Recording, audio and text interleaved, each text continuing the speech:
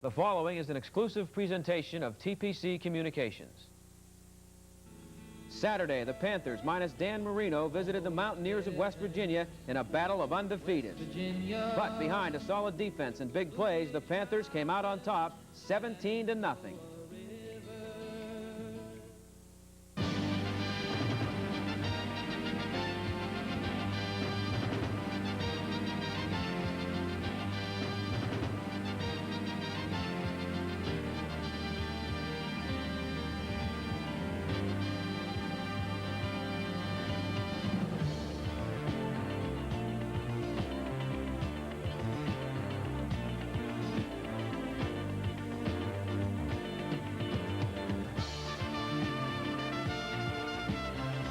All week long, the big question was, would Dan Marino be ready to play against West Virginia? That question was answered just before the game, and the answer was no. So the next question was, could Pitt win without Dan Marino? Well, the answer to that question was yes. And when you come into a game without the #1 passer in the country, you have to get help from other areas. Even though Dan Daniels didn't complete a pass, he did what he had to do, and that meant letting the ground game take charge. And a ground game that was averaging less than 100 yards a game had two backs combined for over 200 yards. And Borey, Sams, Fada, Covert, and Freilich, the Pitt offensive line, had a lot to do with that. And when the defense got the word that Dan Marino wouldn't play, they knew that that meant they had to play that much better, which meant totally shutting down the West Virginia offense. And you talk about a no-name defense, let's compare this year's front five to the front five on last year's #1 defense in the country. And after 4 games, they look pretty impressive. Jackie Sherrill knew coming in that he would have to count on the defense making the big play. They didn't let him down with big plays like this interception by Tom Flynn.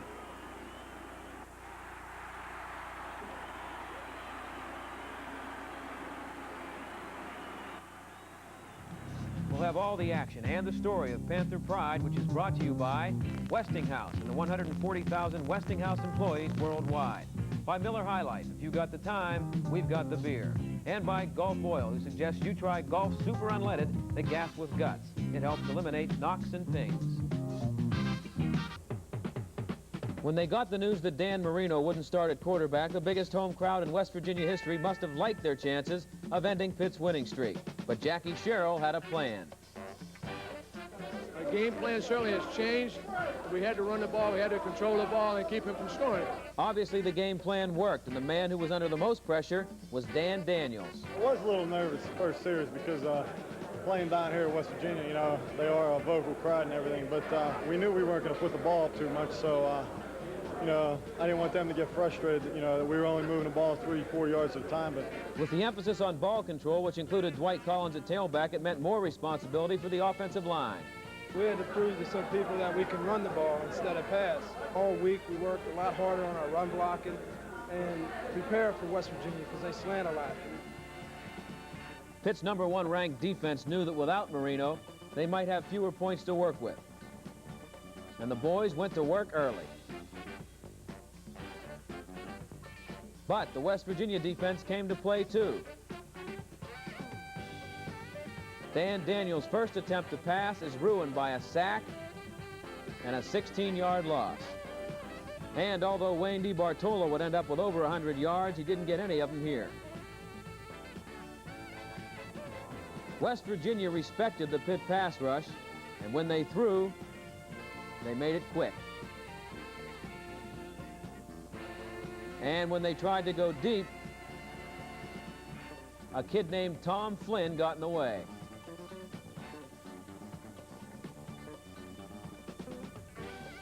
They were using a throwback where he'd roll one way, turn around, and try to throw back deep to the other side, trying to get us to roll over.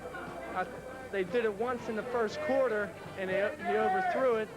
He did it again, and I was there, and I made a pretty good play. I got up for the ball. That was my first interception of the year. I was very happy. And after having no luck with the long stuff, next time, Luck tries the short stuff.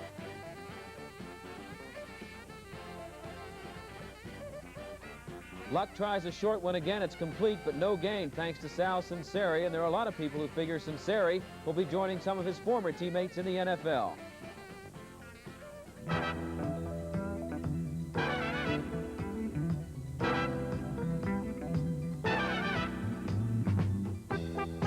Number that we had, which was 20 reported to pro camp was a record, but having 11 drafted in the first round of the draft, which is the first day of the draft, was also a record in a modern time, and that's very rewarding. It's rewarding for the players, it's rewarding for our program, but to the fact to know that these young men 4 years ago necessarily were not, quote, great athletes, or the players that are going to be drafted, but there was something else there. Their attitude, their willingness to give things, to receive, and certainly they did. Greg Miser weighed 202, he's 265. Jerry Bowarski weighed 231 and went up to 284, and even Bill Neal weighed 212 pounds, and went to 265. But that was just part of it, the part of molding themselves together, the attitude, the maturity factor, which made them success, which made this year's team a very successful team. Probably the greatest quote that we have, or the greatest things that comes back to these players from outside people, is that they are locker room players, meaning that the young man is what they want in their locker room, for the attitude, for keeping the players intense, to keep the players loose, but keep them there with the objective of what they're there for. You want to be associated with it, and just like we say, if you're going to surround yourself with people that are winners, then you're going to become winners, because it pulls off on you, and you gain some of it. But the coaches that come in here, the pro scouts, they know that our players are very intent players. They know that their attitude is there. They know they're going to work hard. They know that their techniques are up to date, that they're able to come in and help them instead of spending 2 or 3 years of trying to teach them new techniques or their techniques. But the most important thing is maturity. They know they're mature, that they're able to sit down, and they know that they enjoy football. Pitt wasn't enjoying a lot of success with the ball control offense. And while they weren't making yardage, they were giving up field position. But the game plan was to run, so you run, and you hope that it'll start to open up. What Dan Daniels needs here is a completion, but he doesn't get it.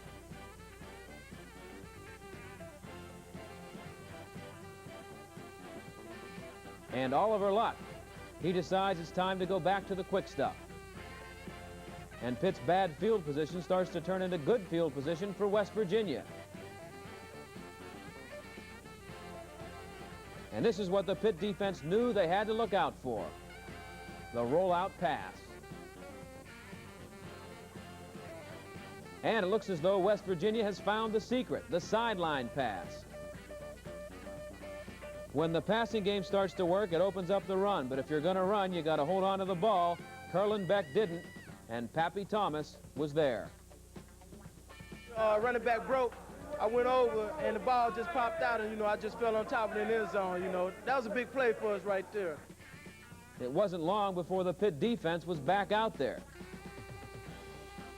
And Phil Pizzoli was back in there, sacking Oliver Luck for a loss of 9. And this year's #1 ranked defense is ahead of last year's #1 ranked defense. This year's front 5 already has 16.5 sacks.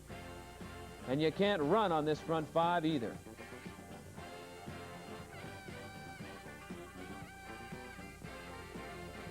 And now it's back to ball control, but moving it and controlling it are two different things.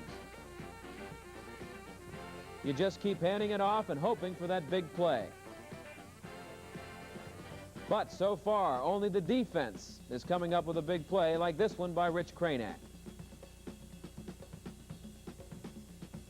And this one by Pappy Thomas.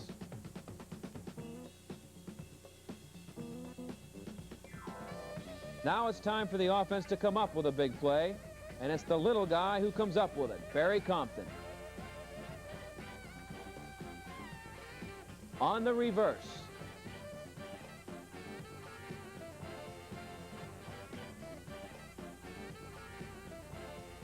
And one big play deserves another. You just can't run the ball any better than this. Just watch Brian Thomas. It was 27 draw. It's a sprint draw. Isolate on the linebacker with Wayne. He picked the linebacker up real well. I read off of him. I cut to the back to the inside. I got hit a few times. Julius Dawkins was standing, downfield blocking real well. I cut in front of, right behind him. He screened the man good enough, you know, for me just to get in the end zone. You know, just an all-out effort by everybody. And the all-out effort by everybody gives Pitt the lead at the half, 7-0. We'll be back with more Panther pride right after this.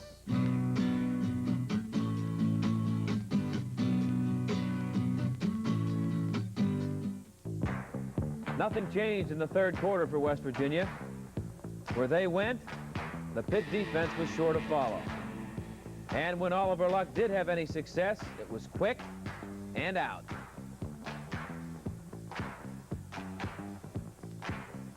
What works to the right just might work to the left. Nobody is quick enough to get out of the way of this pass rush. Michael Woods forces Luck out of the pocket. And no such luck.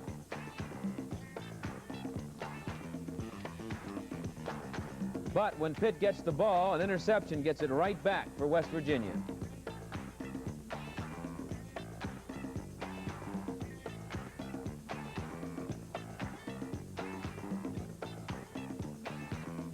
First down at the Pitt 21, and Luck comes out throwing and missing. And on 3rd and 10, Luck decides it's time to go for 6.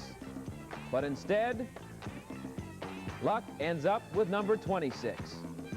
And that's Tim Lewis, and it's 4th down. Murat Turkin tries from 38 yards out. It's short, and it's still a shutout.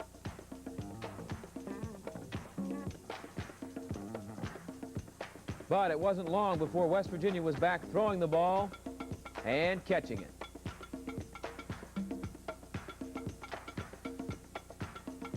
But if you keep throwing it, sooner or later, somebody with a white shirt is going to catch it, like Tom Flynn, and bring it right back to you.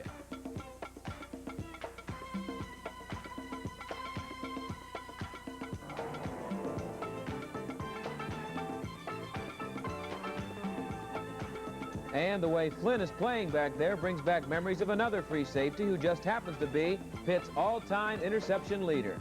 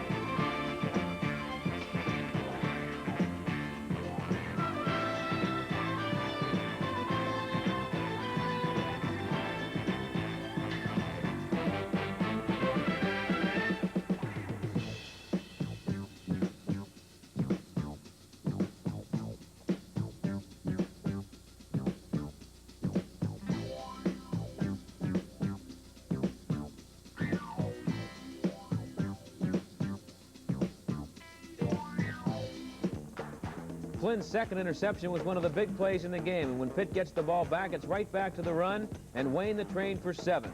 But 7's not enough, so it's time to call on Snuff, and he makes it 10-0 Pitt. When West Virginia gets the ball back, Luck goes to the throwback, but he gets Cranack. Oliver Luck rolled out to the opposite side, and I just kept sinking back because when he rolls out to the side, my job is to get to the middle and cover anybody that comes through the middle. And I just kept sinking back, and I saw him looking at me, and then he just threw it, and I just jumped up and got it. A personal foul on the interception makes it 1st and 10 at the 13. DiBartola gets 3 more. With a 10-point lead late in the third quarter, what better time to stay with the ball control? And when you're this close, even 2 yards is a nice chunk. Brian Thomas gets the next big chunk and 6 points. And watch the blocking by Sams and Freilich up front here. 3 quarters played and 17-0 Pitt. Down 17-0 with 1 quarter left. Oliver Luck figures it's time for a little razzle-dazzle. Pelusi and Fazoli have something else in mind. The defense bends a little bit on this one. And it's tough enough to move on this defense, but when they know you have to throw, it's just about impossible. It's impossible to score when you don't have the ball, and Wayne DiBartola and the ball control offense made sure West Virginia had to wait to get it.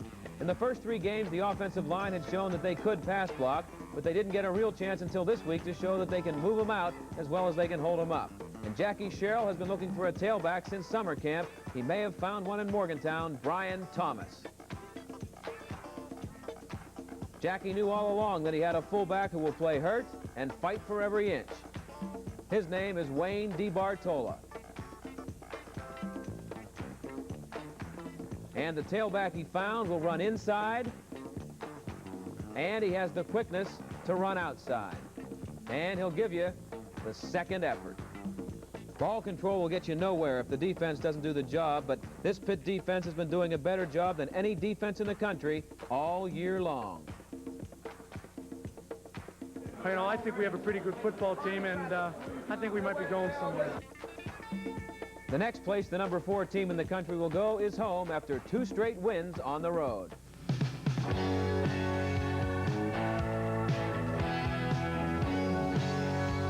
Saturday's game with West Virginia was a tough one, and nobody knows that better than Jackie Sherrill. I'm really, really happy with our offense or defense. Our people knew that we had to make adjustments.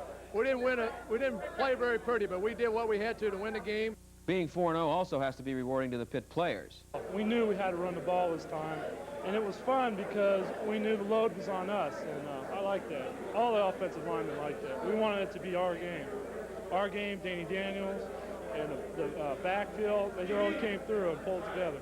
I think as a whole, speaking on the defense, that we played together and we're gelling as a team, you know. I think the main thing is that we feel for each other. We got a compassion for each other, and I think that's what's going to take us over the hump. I think this is a big game because, you know, with a key player out like Danny Marino, we didn't throw as much, and we had some adversity.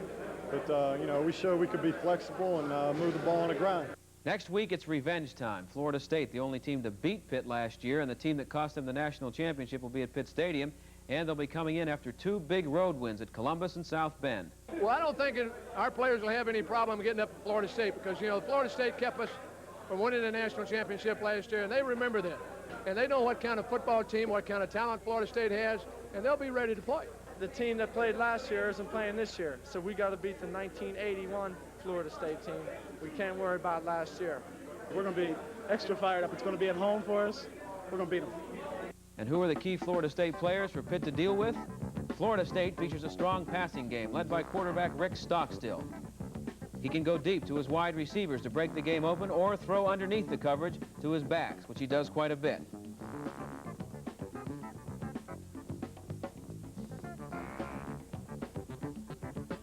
The main benefactor of that is fullback Michael Whiting.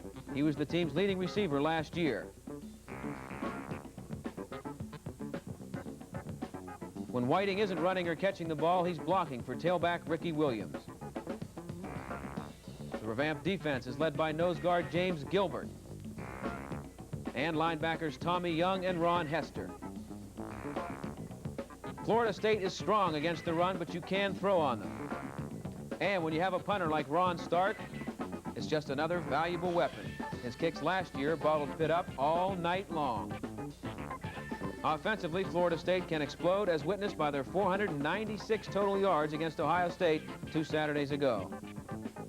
It should be a great rematch.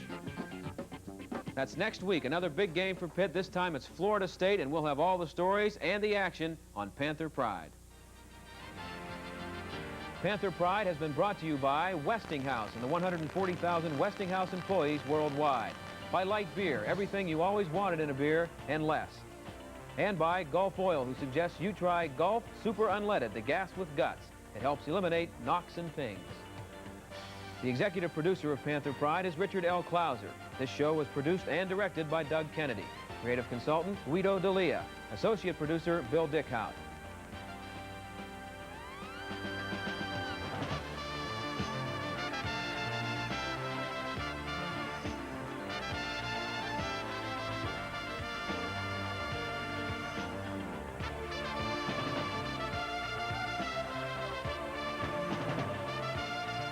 Production and technical facilities by TPC Communications, Pittsburgh. This has been a TPC production.